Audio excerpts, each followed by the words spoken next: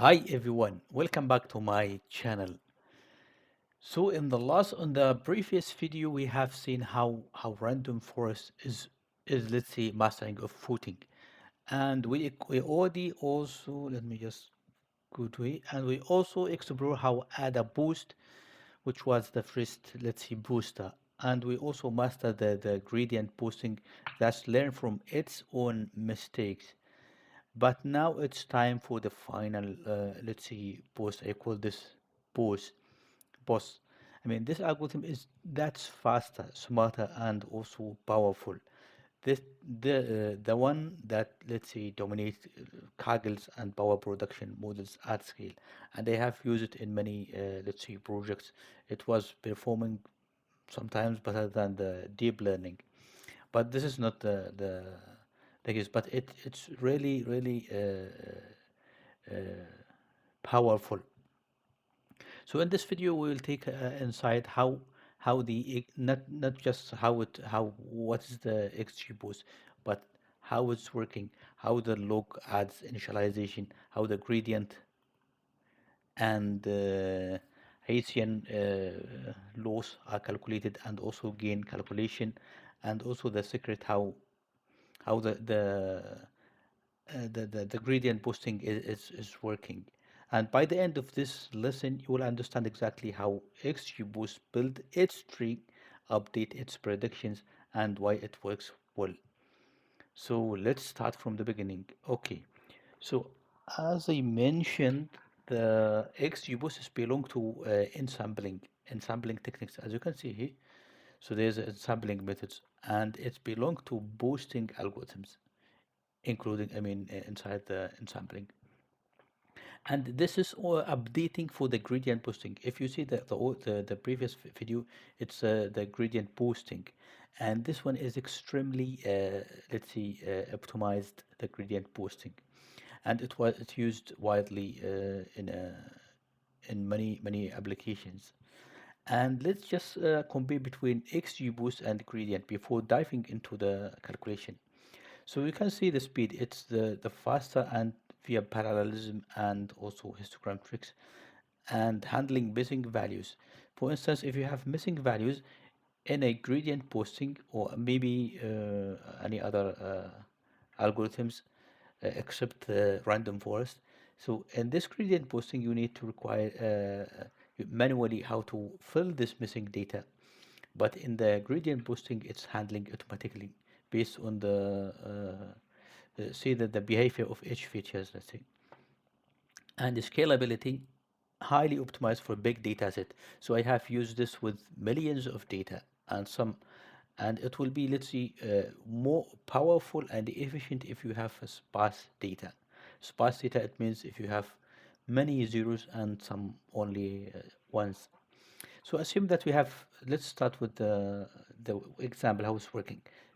Let's assume that we have this data set here with several parameters and we need to predict the y, the class label here. It means if the student will get the credit or not. So in the beginning, we initialize the step one, initialize the prediction using log odds. The log odds is try to sum up, let's say, taking the average of ones and zeros. So it's how many ones and how many zeros. That's it. And let's see, we have zero point 0.5 because it's 2.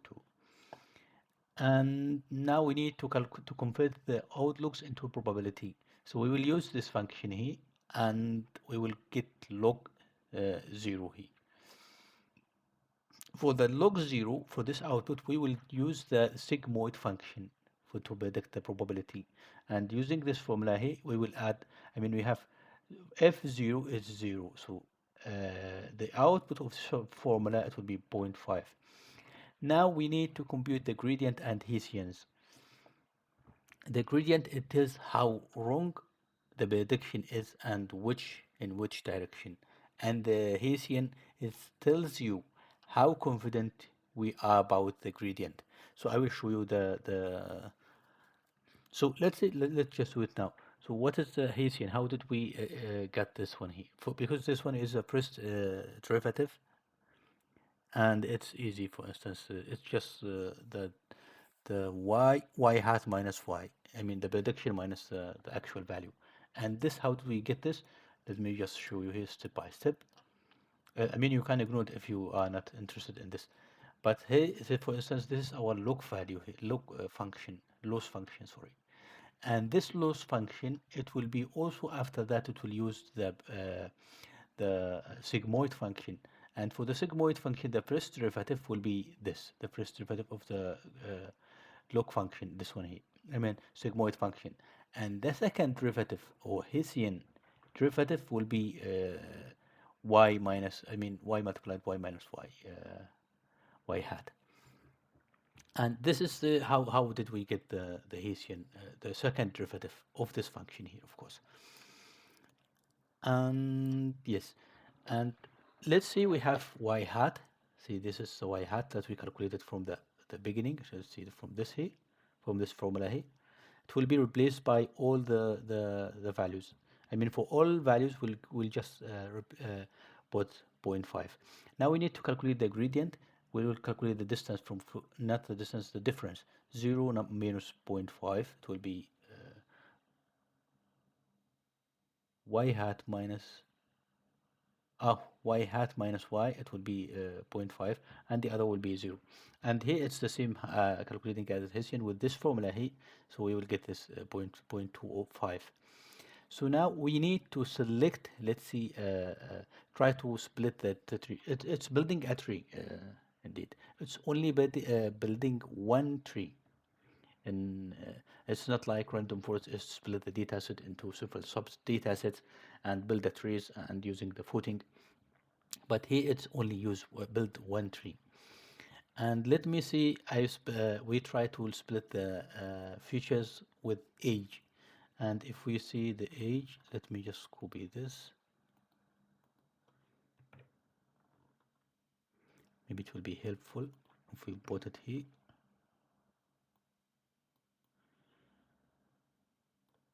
And you can see this is the age here. And we try to see if the age is less than 30, it should go to the left, and the other values it should be to the right. So someone will ask why we just select the age. The good question. Let me just show you here how it's working. Starting at a node for each feature, because here we have one, two, three, four, five features. So here we have five features, and for each feature we will try to split to all split threshold and compute the gain. And from all of these we will try to select the highest gain. Let me just show you this one here. For instance, we have many features. I mean, one, two, three, four, five features, and we will try all of these features, and we will try all the splits. For instance, for the age, we have one, two, three, four values. One, two, three, four values, and we will start with less than 22, less than 25, less than 20, and etc. And also you can uh, add use the average of these values. For instance, calculate the sum up the taking the average of these values and make it as a split point, and this could also work. And here it's I'm just trying to do it with age less than 30, and if you see we have only one less than 30, right? No, two. This one here because it's not sorted, sorry. So 1 and 2 is less than 30. And if you see the left node, I mean the left node will be less than 30, and the right node will be point. I think I have the no. It's fine. Yeah. So for the left node and for the right node, it's like this one, and I will have less, and this for instance less than 30, and this is greater than 30. This is how it's building the tree. Now we will calculate the sum of the gradients and Hessians. So here we have the, let me just remove this because it's not needed anymore. And you can see here, I will add sum up all of this G and H. So the G, it will be zero point 0.5 plus zero point 0.5, it will be 1. And here, 0.5 minus zero point 0.5, it will be minus 1, I mean for the right hand. And for the H, it will be 0.20 plus 0.20. I mean, all of this, I mean, regarding the edge, left or right will be the same. Only the difference is left, it will be 1, I mean, in a G, and a gradient, and here will be minus 1. And the total, if you sum up all of these, sum this and this, here will be 0, and this on this, it will be 1. So now we will calculate the gain. So calculating the gain, it's with this formula here. So you can see the scoring the GL, the G left was 1 divided by H left plus the regularization function. So this is the advantage of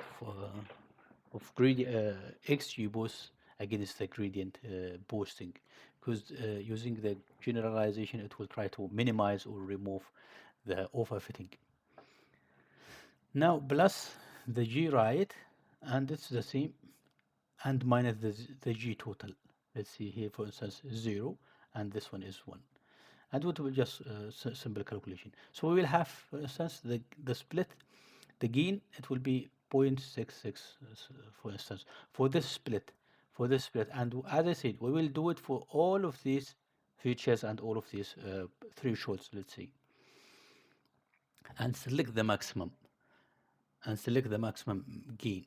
And after we get this gain, we will put it in the root. I mean in the in the root node, and we will try to add. We will ignore this features. Let's see the age, and try with the new values until we get the. Let's see, for instance, we said this is the highest one, and we will try to calculate the leaf width. The leaf width is G, I mean, summation of gradient divided by the Hessian plus the regularization function. And you can see the left we have 2, because the summation of this is zero point 0.5 and zero point 0.5 is 1, and divide by zero point 0.5 plus 1. And for the right, we have minus 1, this one here. And yeah, this is for the left, and this is for right. Now we need to update the row prediction. We're using this learning grid. So you can see this is our left and right. Here is the left, and this is the right. No, left, right, right. And we will use this to do the next prediction, let's see. And we will have this formula after calculating this, after applying this formula here, we will get these values here. Now we will convert this to the probability, and you can see this is the sigmoid function. Applying the sigmoid function with these results here, which is also the same here, we will get these values. And now we'll try to repeat from step 2 to 7. So this is 7. Step 2, it will try to calculate the gradient and Hessian. So for instance, let's just back to 3, to 2. We will do the same here, and following to the 7 points, step 7. And until this will stop until number of threshold, or maybe if the tree is it not changing anymore, and it will be, let's say, stopped. And as I said in the beginning, this is the most powerful, let's say, algorithm that I have used. Without let's say deep learning. This used for small big data set, and it was super fast.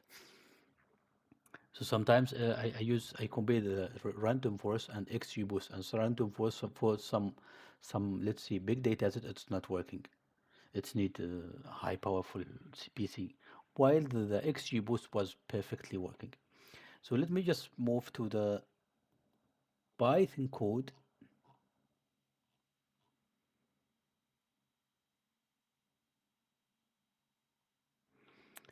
Yeah, for the Python code, we need these two packages here because I'm using Beauty and Toml file. What you can do, let me just close this idea.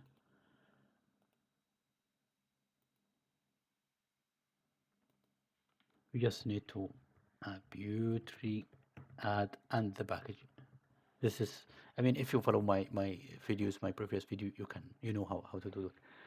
Now I have these files here.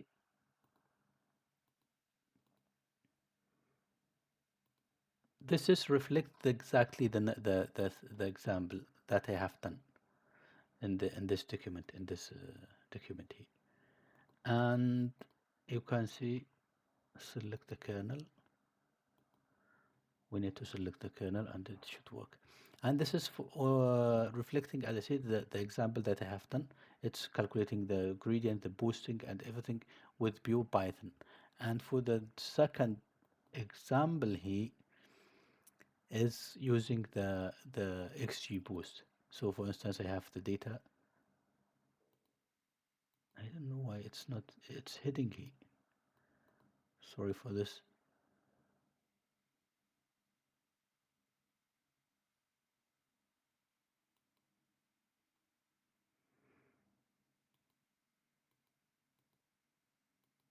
No idea indeed. Why is this collapse? Okay, but here we have a data. Here we have a data set, and in this one here we try to convert the data into XGBoost matrix because we need to convert it to the format of the XGBoost. And here we try to predict did the prediction and etc. Now uh, for this uh, yeah, and what I explained now is the XGBoost in classification. As you can see, I think hopefully I added in the beginning. It was for the classification. Yeah, and for the next lesson, I will try to make it for the how to do it in or how it is working for the regression. And that's it. That's how XGBoost learn from logs as and the trees. If you find this helpful, please hit like, subscribe, and check out the rest of my series. If you maybe you need to refresh how the random forest is working, how gradient posting, how AdaBoost, adaptive posting. Yeah, and drop your question in the comment below, and I always check and keep learning, and of course keep posting. Thanks for watching, and see you next time.